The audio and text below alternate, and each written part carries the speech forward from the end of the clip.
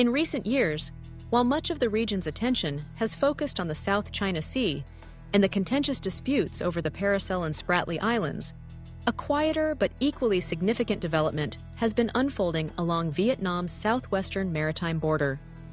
Here, Cambodia has been methodically expanding its presence in the waters near Phu Quoc, employing a strategy that closely mirrors China's salami slicing tactics, creating new facts on the ground, or in this case, at sea, before any formal negotiations have taken place.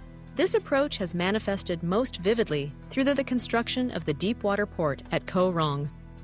Since 2019, Cambodia has funneled over $1.5 billion into this port project, which is capable of hosting large vessels and is situated a mere 14 kilometers from Phu Quoc. Alongside this, luxury resorts, private villas, and sprawling marinas have begun to populate the coastline, effectively establishing new administrative and economic footholds in an area where the maritime boundary remains legally undefined. The roots of this ambiguity trace back to 1939, when French colonial governor Jules Brevis drew what came to be known as the Brevis Line. Intended as an administrative boundary, not an international border, the line was never formally recognized by either Vietnam or Cambodia after the French withdrawal. This lack of legal clarity turned the area into a gray zone, ripe for exploitation. According to international law under UNCLOS, no party should unilaterally develop or extract resources in disputed waters without mutual consent.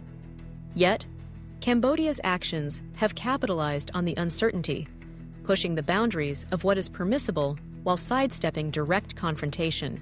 What makes these moves even more consequential is the unmistakable role of China.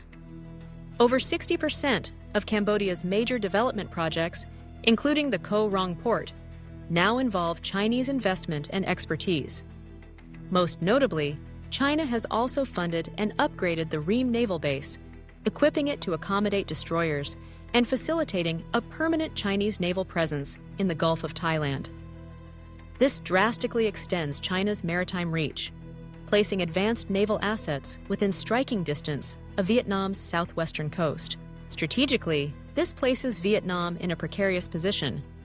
Facing pressure from both the east and the west, Vietnam now finds itself squeezed between two advancing fronts.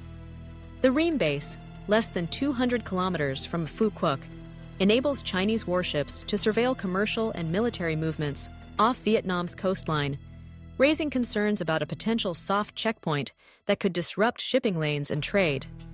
Furthermore, Cambodia's growing dependence on China could undermine Vietnam's position in ASEAN discussions, weakening its ability to build regional consensus on issues involving Beijing. Vietnam's response has been measured but determined.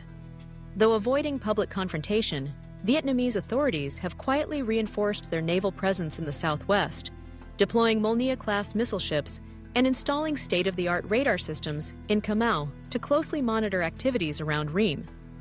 Diplomatically, Vietnam is pursuing a strategy of soft power, deepening cultural and economic ties with Cambodia, while simultaneously strengthening partnerships with India, Japan, and the United States to hedge against Chinese expansion. The impact of these developments is not limited to state actors. Local fishermen around Phu Quoc are already feeling the effects, encountering increased patrols by foreign vessels, facing inspections, confiscations of nets, and even being forced to sign documents admitting to encroachment into Cambodian waters.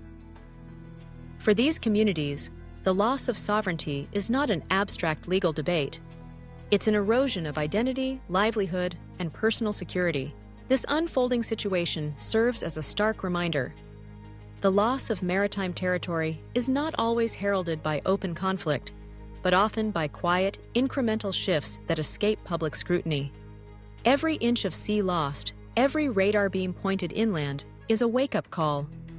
It is essential for the public to remain vigilant, to discuss, share, and act, because the defense of sovereignty begins with awareness, and the cost of indifference may be measured in lost territory and diminished national identity.